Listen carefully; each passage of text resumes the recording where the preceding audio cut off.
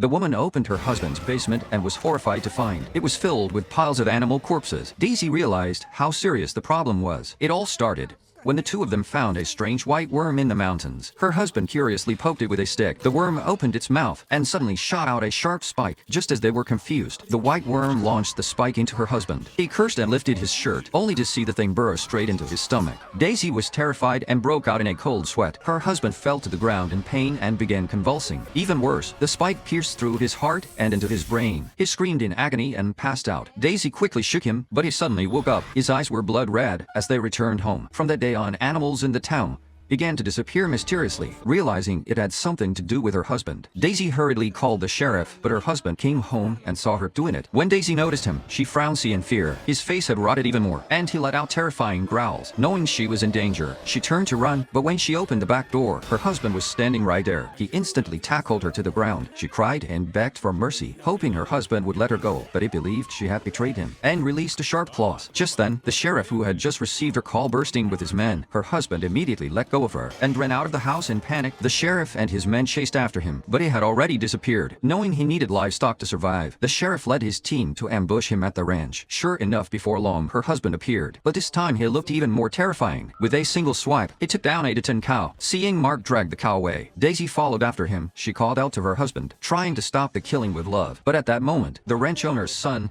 angrily demanded Mark pay for the dead cow. That completely enraged him.